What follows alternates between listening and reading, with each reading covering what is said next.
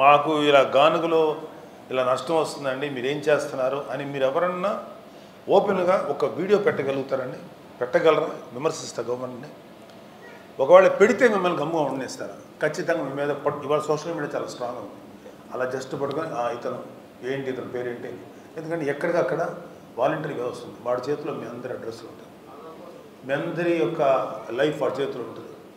వాడేం చేయడు, పలానా సుబ్బారావు గారిని ఈ ఏరియా నుంచి మాట్లాడాడు, నేను నెక్స్ట్ సుబ్బారావు గారి మీద ఏదో ఒక కేసు లేకపోతే ఇష్యూ బనాయించి, అంటే నువ్వు నోరు మూసుకో, ఎక్కువ మాట్లాడు, కానీ మిగతా వాళ్ళందరికీ వార్నింగ్ ఇలాగ బెదిరించి ఆంధ్రప్రదేశ్ని పరిపాలిస్తున్నారు. ఈ కులవృత్తుల వాళ్ళు చేసే అడిగేవి ఏమీ కూడా మన వల్ల కాదు అనేటువంటి సమస్య కాదు. సమస్యలు రెండు రకాలు ఉంటాయి, సింపుల్ ప్రాబ్లమ్స్, కాంప్లెక్స్ ప్రాబ్లమ్స్. ఇప్పుడు కాంప్లెక్స్ ప్రాబ్లం అనుకోండి, సపోజ్ రిజర్వేషన్ అనుకోండి, అది కాంప్లెక్స్ ప్రాబ్లం. దాన్ని ఏదన్నా దాని మీద మనం ఆలోచించాలంటే చాలా లేయర్స్లో పనిచేయాలి. ఇప్పుడు మీరు అడిగింది 300 యూనిట్లు కరెంటు ఉచితం, ఇట్ ఈస్ పాసిబుల్. శాసనసభలో ఒక చట్టం తీసుకొచ్చి వీళ్ళకి ఇంతవరకు ఇవ్వాలి, లేదండి మేము 300 ఇవ్వలేమండి, 250 ఇస్తాం, ఏదో ఒకటి ఇవ్వండి. అసలు ప్రయత్నమైనా జరగాలి కదా. అరే నువ్వు కనీసం పని అన్నా చేస్తున్నావా, మా కోసం ప్రయత్నం చేసావా, నిజాయితీగా ఎంతో కొంత ప్రయత్నం చేస్తే రాదా?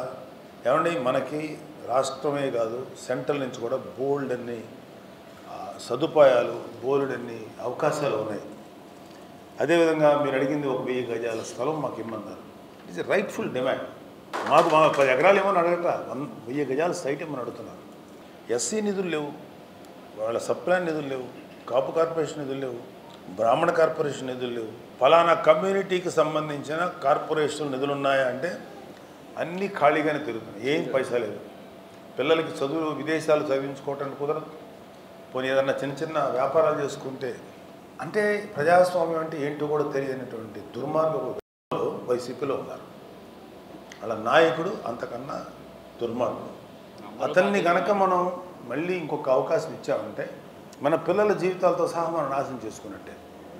న్యాయమైనటువంటి కోరికలు ఏది ఉన్నాయో అవన్నీ కూడా తీర్చడానికి ఈ కూటమి ప్రభుత్వం రెడీగా ఉంది. కాకపోతే వీళ్ళలాగా రేపే నేను సిపిఎస్ రద్దు చేయించేస్తాను, ఎల్లుండే నేను డిఎస్సి అనౌన్స్ చేస్తాను, ఈ సొల్లు మాటలు మాట్లాడలేదు.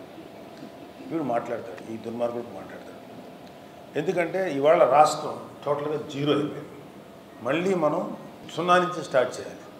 Cigarette smoking is injurious to health, YCP government injurious to AP.